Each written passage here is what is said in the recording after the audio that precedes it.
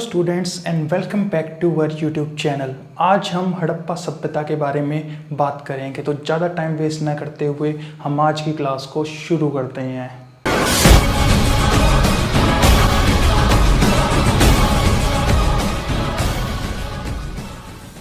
Previous class में हम already history का बेसिक डिस्कस कर चुके हैं।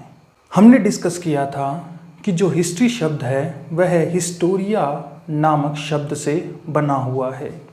हिस्टोरिया एक ग्रीक भाषा का शब्द है जिसका अर्थ होता है, मीनिंग होता है नॉलेज गैदर्ड बाय इन्वेस्टिगेशन, यानी कि छानबीन करके जो भी हमें इंफॉर्मेशन मिलती है इसको ग्रीक भाषा में हिस्टोरिया कहा जाता है। और सबसे पहले एक यूनानी व्यक्ति था जिसका नाम था हेरोडोटस। उसने ही हिस्टोरिया नामक एक पुस्तक को लिखा था। उसने ही सबसे पहले अतीत के बारे में लोगों को बताया था। इसी वजह से सबसे पहले हेरोडोटस ने ये काम किया था। तो हेरोडोटस को फादर ऑफ हिस्ट्री या इतिहास का जनक कहा जाता है। अब हम बात करते हैं इतिहास के बारे में। हमें कैसे कैसे जानकारी मिलती है इतिहास को जानने के लिए। तो एक्चुअल में इतिहास को जानने के 3 स्रोत बताए गए हैं। फर्स्ट होता है आर्कियोलॉजिकल सोर्स, जिसको हम बोलते हैं पुरातात्विक स्रोत। दूसरे नंबर पर आता है लिटरेरी सोर्स, जिसको हम साहित्यिक स्रोत भी बोलते हैं। और तीसरे नंबर पर आता है डिस्क्रिप्शन ऑफ फॉरेनर ट्रैवलर्स, यानी कि विदेशी यात्रियों का विवरण। उन्होंने अपनी किताब में क्या क्या लिखा। यह सब डिस्कशन हम ऑलरेडी प्रीवियस क्लास में डिस्कस कर चुके हैं।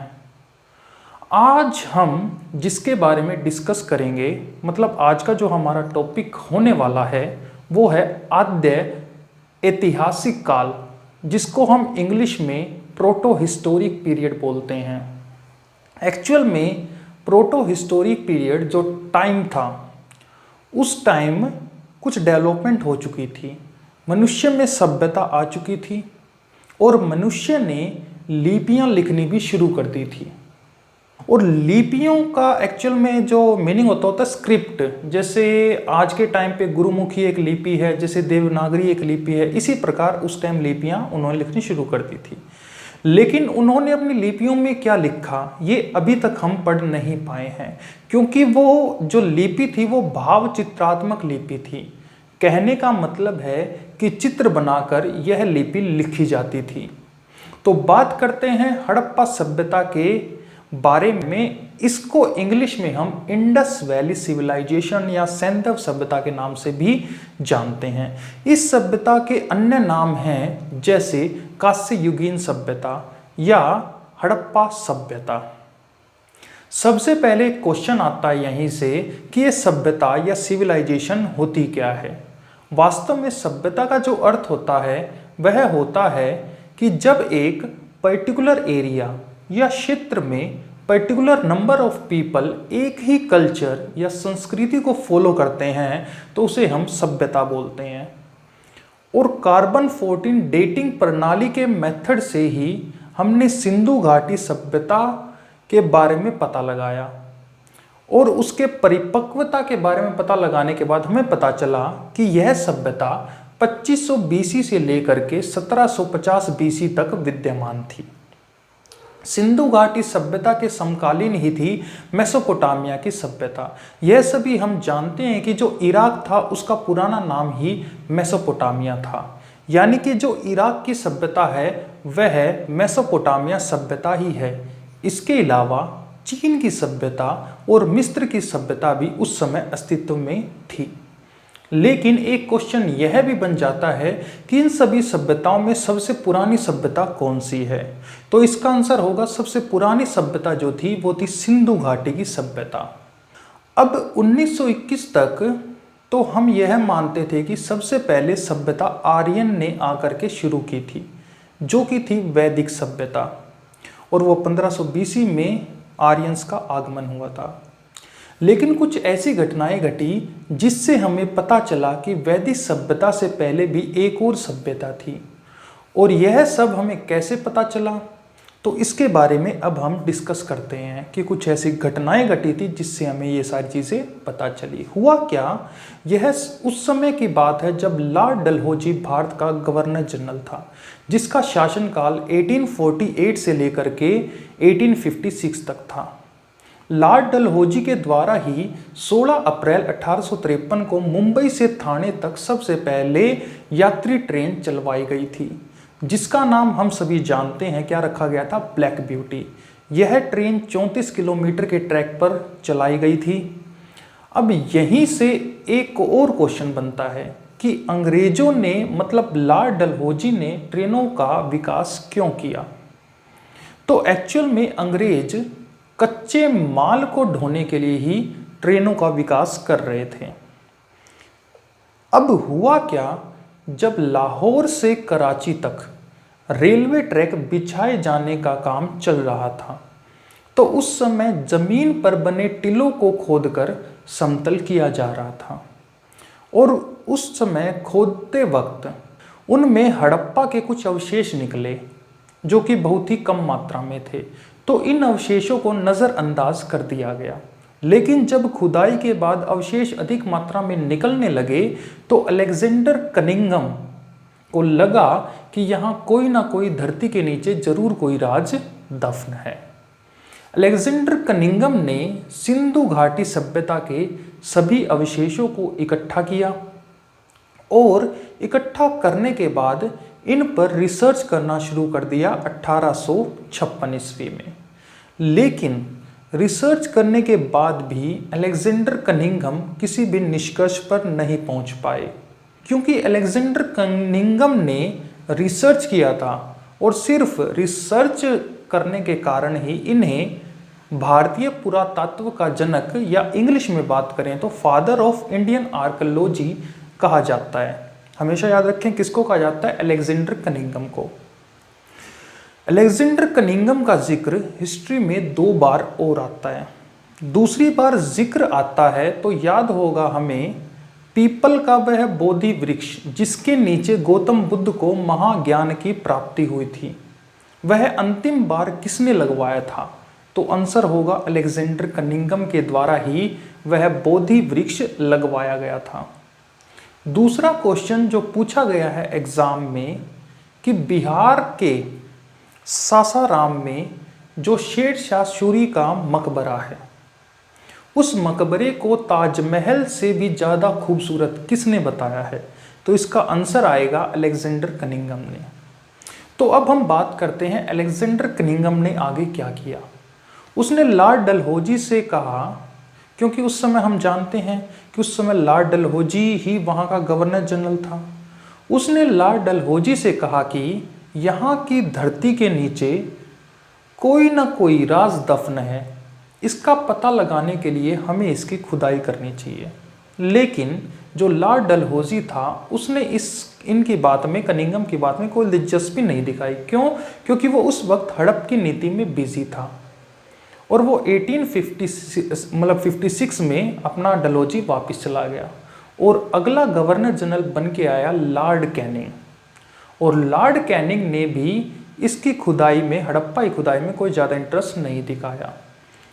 लेकिन लॉर्ड कैनिंग ने बंगाल में एक म्यूजियम ज़रूर बनवा दिया कनिंघम के कहने पर, जो आज के समय में भारत का सबसे बड़ा म्यूजियम कहलाता है। और यह कोलकाता में बनाया गया, जिसको हम इंडियन म्यूजियम कहते हैं। अब हड़प्पा का जो राज था वह वहीं पे छिपा रह गया, क्योंकि किसी ने भी ज़्यादा ध्यान नहीं दिया हड़प्पा के बारे में जानकारी इकट्ठी करने के अलावा। अब हुआ क्या कि 1899 से 1905 तक लॉर्ड कर्जन आया भारत में। लॉर्ड कर्जन वही था जिसको सबसे अप्रिय वायसराय माना जाता है। लेकिन लॉर्ड कर्जन ने हड़प्पा के अवशेषों में दिलचस्पी बड़ी दिखाई। अब उसने इनमें दिलचस्पी क्यों दिखाई? क्योंकि वह खुद भी एक बहुत बड़ा आर्कियोलॉजिस्ट था। इसका एक रीज़न था कि एक्चुअल में जो लॉर्ड कर्जन था ना, वो पूरा तात्विक था, मतलब कि आर्कियोलॉजिस्ट था। और लॉर्ड कर्जन ने इन सभी चीज़ों के लिए, पुरातात्विक चीज़ों के लिए ASI यानी कि आर्कियोलॉजिकल सर्वे ऑफ इंडिया एक विभाग का भी गठन कर दिया, जिसको हम हिंदी में भारत पुरातत्व सर्वेक्षण विभाग कहते हैं।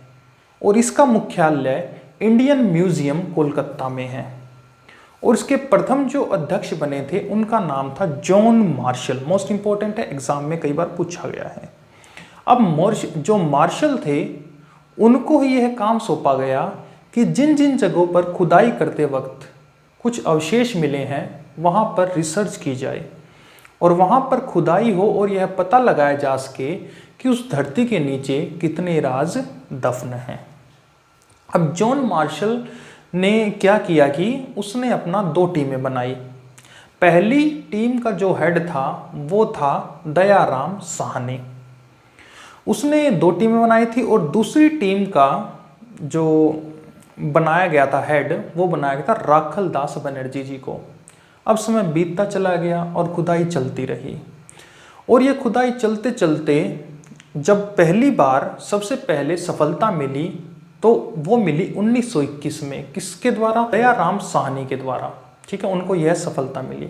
यह सफलता उस समय मिली उन्हें जब लाहौर के पास मांट गोमरी जिले में रावी नदी के किनारे खुदाई चल रही थी। और खुदाई करते वक्त यह पता चला कि नीचे पूरे के पूरे शहर होने के साक्ष्य हैं, जिसे हम हड़प्पा सभ्यता कहते हैं। अब दूसरी सफलता मिली राखल दास बनर्जी जी को। 1922 ईस्वी में राखल दास बनर्जी ने कराची के पास लरकाना जिले के सिंधु नदी के किनारे एक और शहर होने के साक्ष्य उनको मिले, जिसे मोहनजोदाड़ो के नाम से भी जाना जाता है। और मोहनजोदाड़ो का मीनिंग क्या होता है? मृतकों का टीला। हड़प्पा और मोहनजोदाड़ो के अवशेषों को इकट्ठा किया गया और जब उन्हें कंपाइल किया गया तो पता चला कि दोनों स्थानों पर रहने वाले लोग एक ही कल्चर को फॉलो करते थे, मतलब एक ही संस्कृति को फॉलो करते थे। इससे यह मतलब निकलता है कि वो सारी की सारी एक ही सिविलाइजेशन थी, यानी एक ही सभ्यता थी। यह तो क्लियर है कि जो दोनों प्लेस थे, जो दोनों जगह थे, हड़प्पा और मोहनजोदड़ो, सिंधु घाटी नदी के किनारे मिले थे। इसलिए इस सभ्यता को सिंधु घाटी सभ्यता लोग कहने लगे। अब उसके बाद क्या हुआ? और भी ज़्यादा खोजबीन की गई और कार्बन 14 डेटिंग मेथड का इस्तेमाल किया गया और यह पता लगाने के लिए कि सिंधु सभ्यता, यह सभ्यता कितनी पुरानी है। तो पता लगा कि यह सभ्यता अपने टॉप लेवल यानी कि परिपक्व चरण में 2500 बीसी से लेकर के 1750 बीसी तक एग्जिस्ट किया करती थी। इसके बाद ही खोजबीन और ज़्यादा तेज कर दी गई। इसके बाद यह पता चला कि यह सभ्यता पूरे उत्तर तथा उत्तर पश्चिमी भाग में फैली हुई थी। इस सभ्यता का जो शेप है वो ट्रायंगल यानी कि त्रिभुजाकार हुआ करता था, क्योंकि इस सभ्यता का जो विस्तार था वो जो ट्रायंगल टाइप में था उसमें था। नॉर्थ में मांडा जो कि चेनाब नदी के पास है, जो जम्मू कश्मीर में है। ईस्ट में मेरठ के आलमगीरपुर के पास हिंदन नदी के किनारे और साउथ में महाराष्ट्र के दैमाबाद गोदावरी नदी के किनारे जो है, और वेस्ट में बलूचिस्तान के सुतको गेंदौर तक ये फैला हुआ था और इसका एक ट्रायंगल शेप बन रही थी। अब हम इस सभ्यता का नाम घाटी सभ्यता नहीं रख सकते थे, यानी सिंधु घाटी सभ्यता नहीं रख सकते थे, क्योंकि यह सभ्यता सिंधु घाटी के अलावा भी पूरे के पूरे भारत में फैली हुई थी। इसलिए हमने इस सिविलाइजेशन का नाम हड़प्पा सभ्यता रखा। हड़प्पा क्यों रखा? क्योंकि इस सिविलाइजेशन में मिलने वाला जो पहला स्थल था वो हड़प्पा ही था। अब हम बात करते हैं हड़प्पा सभ्यता की। हड़प्पा जो सभ्यता है इसको शहरी सभ्यता भी माना जाता है। इन लोगों के बारे में एक बात बहुत ही महत्वपूर्ण है कि इन लोगों ने कांस्य मतलब कि ब्रोंज धातु का निर्माण उस समय कर लिया था। ब्रोंज धातु या हम कहें कांस्य धातु का निर्माण कॉपर और टीन को मिलाकर किया जाता है। और इस सभ्यता के लोगों ने कॉपर और टीन को मिलाकर कांस्य का निर्माण किया था। इसी वजह से इस सभ्यता को कांस्य युगीन या ब्रोंज एज भी कहा जाता है। अब इसके बारे में एक खास विशेषता है कि ये जो सभ्यता है नगर नियोजन और जल निकासी के लिए काफ़ी हद तक प्रसिद्ध है, बहुत ज़्यादा फेमस है। अभी तक इस सभ्यता की 350 से भी ज़्यादा जो स्थल हैं वो मिल चुके हैं। इनमें से जो सर्वाधिक स्थल लगभग 200 से ज़्यादा हैं वो गुजरात में मिले हैं। इस सभ्यता के स्थलों में 1350 बस्तियां भी मिली हैं। इसके अलावा वो विशिष्ट वस्तुएं जो हमें प्राप्त हुई हैं हड़प्पा में, तो उनमें सबसे पहली वस्तु है एक बहुत बड़ी इमारत मिली है और इस इमारत में एक 12 कक्ष का अन्नागार है, मीन्स एक ग्रेन यार्ड है, ग्रेन यार्ड मिला है। और यह अन्नागार 6 बाय 6 2 कक्षों से मिलकर बना था, यानी कि एक तरफ 6 और फिर दूसरी तरफ 6, यानी टोटल 12 कक्ष। इस अन्नागार की मिट्टी पर जब रिसर्च किया गया तो हमें गेहूं और जौ के बीज होने के भी साक्ष्य मिले। इससे हमें पता चला कि हड़प्पा सभ्यता में प्रमुख फसल गेहूं और जौ रही होगी। वर्तमान में हड़प्पा जो है ये पाकिस्तान के मांटगोमरी जिले में रावी नदी के बाएं तट पर स्थित है। और यह हमेशा याद रखें कि हड़प्पा की खुदाई 3 बार करवाई गई थी। सबसे पहले 1921 में दयाराम साहनी ने इनकी खुदाई की थी, उसके बाद 1926 में माधव स्वरूप वत्स ने की थी और तीसरी बार 1940 में मार्टिन मिलर ने हड़प्पा की खुदाई करवाई थी। मतलब कि हड़प्पा की खुदाई टोटल 3 बार हुई थी। हड़प्पा में एक कब्रिस्तान भी मिला है जिसका नाम R37 या जिसको समाधि 37 भी कहते हैं, ऐसा इस टाइप का एक कब्रिस्तान मिला है। यहाँ से क्वेश्चन बनता है कि R37 इस कब्रिस्तान का नाम कैसे पड़ा। तो एक्चुअल में जब हड़प्पा की खुदाई चल रही थी तो एक जगह से 57 कंकाल प्राप्त हुए। जब इन कंकालों पर रिसर्च की गई तो केवल 37 कंकाल पर ही रिसर्च हो पाई। बाकी बचे हुए 20 कंकाल बहुत ज़्यादा खराब हो चुके थे या डिकम्पोज हो चुके थे, उनकी बॉडी बिल्कुल डैमेज हो चुकी थी, ख़त्म हो चुकी थी। इसीलिए 20 स्केलेटन पर रिसर्च संभव नहीं हो सकी। अब यहाँ से एक और क्वेश्चन बनता है कि R37 को किस वजह से कब्रिस्तान माना जाए। तो आंसर होगा क्योंकि जो सभी कंकाल मिले थे उनके सर उत्तर की दिशा में और पैर दक्षिण की दिशा में थे। और यह हम सभी जानते हैं कि मृत्यु के उपरांत दफनाने की प्रथा में सिर उत्तर की ओर होता है और पैर दक्षिण की ओर होते हैं। इससे हमें यह पता चलता है कि जो हड़प्पा सभ्यता में डेड बॉडीज को दफनाने का रिवाज रहा होगा। एक और क्वेश्चन यहाँ से बन जाता है जो कि एग्जाम में आया है कि R37 की फुल फॉर्म क्या है। तो याद रखेंगे R37 मीन्स रिसर्च 37, यानी 37 कंकालों पर रिसर्च किया गया था। एक और बात को हमेशा आपको याद रखनी है कि डेड बॉडीज को जलाने के अवशेष मोहनजोदारो या मोहनजोदड़ो से प्राप्त हुए हैं। तो चलिए अब हम आगे बढ़ते हैं। उसके बाद वहाँ पर एक मूर्ति भी मिली है जिसको उर्वरता की देवी कहते थे। एक्चुअल में एक मूर्ति मिली है जिसमें एक स्त्री के गर्भ से पौधे को उगता हुआ दिखाया गया है। और इस तरह गर्भ से पौधे का उगना ये हमने समझा कि धरती से फसल का उगना है। और इस प्रूफ से हमने माना कि उस समय लोग धरती की पूजा किया करते होंगे और उसे ही उर्वरता की देवी मानते होंगे। एक बहुत पहले एसएससी में क्वेश्चन पूछा गया था कि वह कौन सा प्लेस था जहां मानव के साथ उनके पालतू कुत्तों को भी दफना दिया जाता था। तो याद रखेंगे वह जगह थी पंजाब में रोपड़।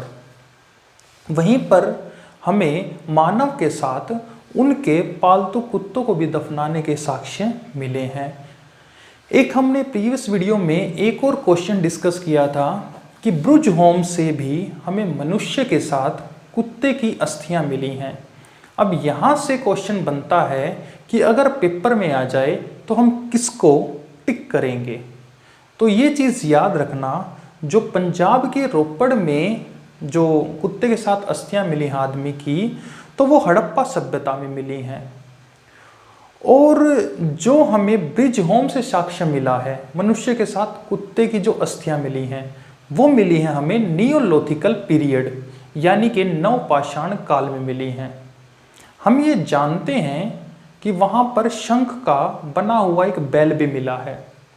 लेकिन मोस्ट इम्पोर्टेंट क्वेश्चन है कि हड़प्पा सभ्यता में गाय का कोई भी अवशेष नहीं मिलता। लेकिन यह पॉसिबल नहीं है, क्योंकि अगर गाय नहीं होगी तो बैल कहाँ से होगा, यानी कि गाय इतनी इम्पोर्टेंस नहीं थी। इसके अलावा मोहरों पर बैल के चित्र भी मिले हैं।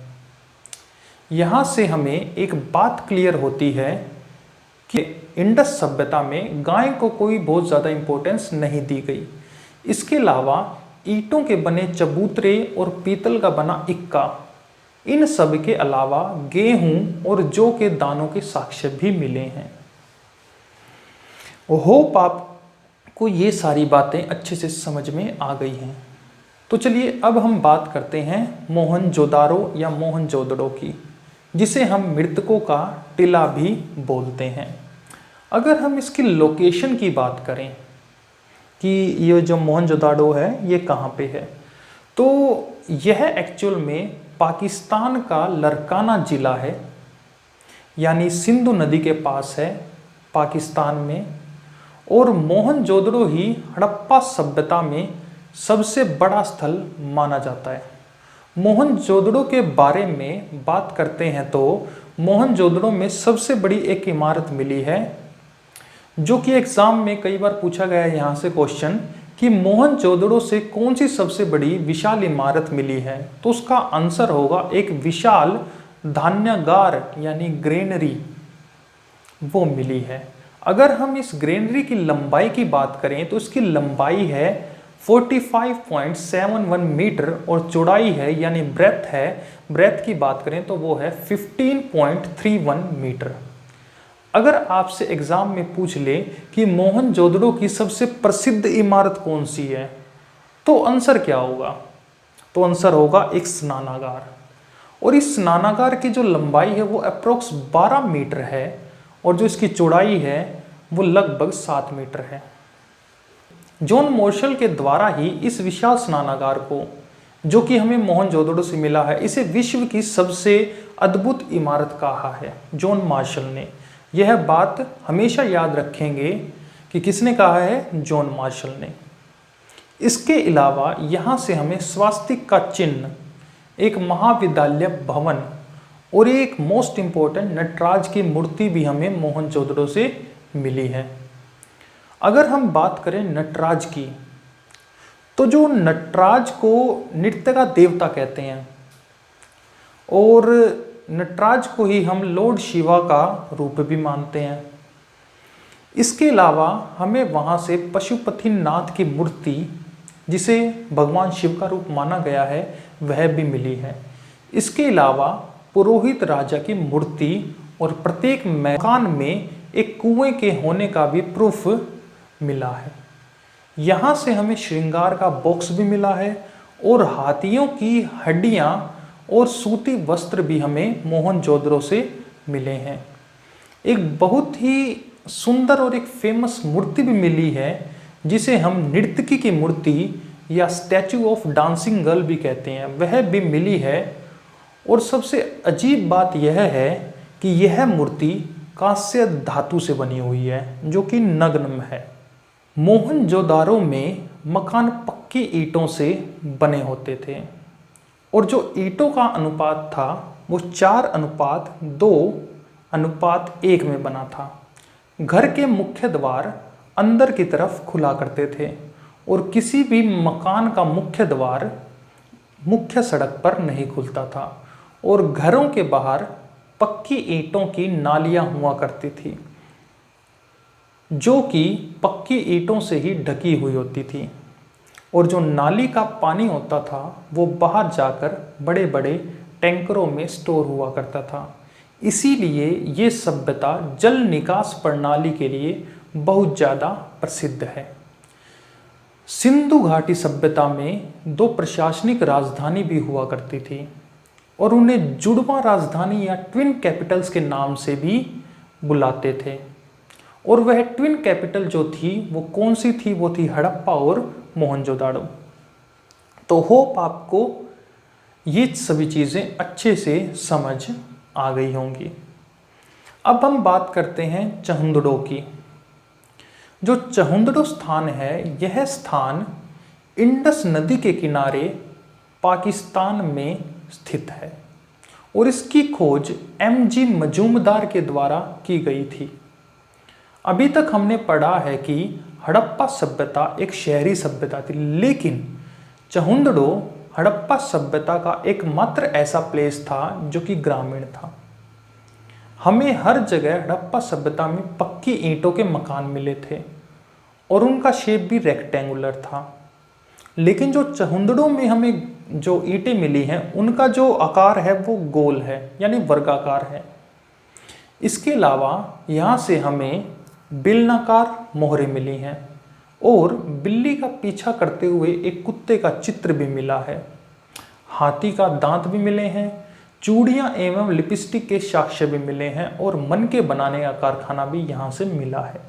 कई किताबों में आपको यह भी मिलेगा कि चहुंदड़ो स्थान से हमें मुद्रा बनाने का एक केंद्र भी मिला है, लेकिन यह बात हजम नहीं होती क्योंकि हड़प्पा सभ्यता में मुद्रा नहीं चलती थी, बल्कि बार्टर सिस्टम चलता था। बार्टर सिस्टम मतलब कि वस्तु के बदले वस्तु का आदान प्रदान। यह सभी चीज़ें हमें चहुंदड़ो जगह से मिली हैं। तो चलिए अब हम आगे बढ़ते हैं और बात करते हैं लोथल की, जो कि गुजरात में है। गुजरात के अहमदाबाद जिले में ही भोगवा नदी के किनारे लोथल नामक स्थल की खोज की गई थी और एक यहीं से क्वेश्चन बनता है कि किसके द्वारा की गई थी और कब की गई। तो याद रखेंगे 1955 में SR राव के द्वारा इसकी खोज की गई थी। लोथल सभ्यता को इस सभ्यता का बंदरगाह माना जाता था क्योंकि यह सागर, सबसे पहले तो सागर तट के निकट स्थित था और दूसरा, कई इतिहासकारों ने कहा है कि पश्चिम और उत्तर पश्चिमी देशों से व्यापार करने का जो प्रमुख केंद्र था वो कौन सी जगह थी? वो लोथल ही थी। इसी वजह से लोथल को सिंधु घाटी सभ्यता की वाणिज्यिक राजधानी माना जाता है क्योंकि यहीं से सिंधु सभ्यता के लोग व्यापार किया करते थे। लोथल से मिलने वाली वस्तुओं में सबसे ज़्यादा फेमस है फारस की मुद्राएं। फारस या पर्शिया, इसका पुराना नाम इराक ही था, यानी इराक की मुद्राएं लोथल से मिलना यह दर्शाता है कि या तो पर्शिया के लोग लोथल आया करते थे या लोथल वासी पर्शिया तक पहुंच चुके थे। लोथल से चावल के दानों के साक्ष्य भी मिले हैं। यहाँ के लोग चावल की कृषि करते थे। हड़प्पा सभ्यता में लोथल ही एकमात्र ऐसी जगह है जहाँ पर हमें ऐसे मकान मिले हैं जिसका मुख्य द्वार मेन रोड की ओर खुला था। यह एक एक्सेप्शनल केस है क्योंकि हड़प्पा सभ्यता में मकान अंदर गली की तरफ खुला करते थे। इसीलिए इतिहासकारों और पुरातात्विकों का मानना है कि लोथल में मिला मकान हो सकता है किसी लोथल के प्रधान का मकान हो।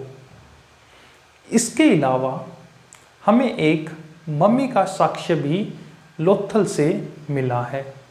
मम्मी के बारे में तो हम सभी जानते हैं, यह मिस्र की सभ्यता में होता था। एक्चुअल में होता क्या था कि डेड बॉडी को लेप लगाकर पट्टी बांधकर ताबूत में रख दिया जाता था और उसके साथ उसका सारा सामान भी रख दिया जाता था, क्योंकि मिस्र की मान्यता थी कि उस व्यक्ति की मृत्यु नहीं है, बस वो इस दुनिया को छोड़ करके दूसरी दुनिया में प्रवेश कर गया है और वहाँ पर उसे सारी चीज़ों की आवश्यकता पड़ेगी। इसीलिए उसके साथ उस मरे हुए व्यक्ति का सारा सामान भी रख देते थे। यहाँ से हमें प्रूफ होता है कि लोथल के लोग जो थे वो मिस्र तक भी पहुंच चुके थे, या मिस्र के लोग लोथल जगह तक पहुंच चुके थे। अगर हम हड़प्पा सभ्यता की लिपि के बारे में बात करें तो हड़प्पा सभ्यता की लिपि में 64 मूल सिंबल थे, जिसके अंदर 250 से 400 अक्षर हुआ करते थे। यह लिपि एक भाव चित्रात्मक लिपि है, यानी पिक्टोरियल ग्राफिक स्क्रिप्ट है, मतलब कि इसके अंदर चित्र हैं। इस लिपि को अगर लिखने की बात करें तो इसे सबसे पहले दाएं से बाएं की ओर और फिर बाएं से दाएं की ओर लिखा जाता है, और इस लिपि को अभी तक पढ़ा नहीं गया है। इस लिपि का जो नाम है वो है बेस्टोफीड, यानी इस लिपि को बेस्टोफीड कहा जाता है।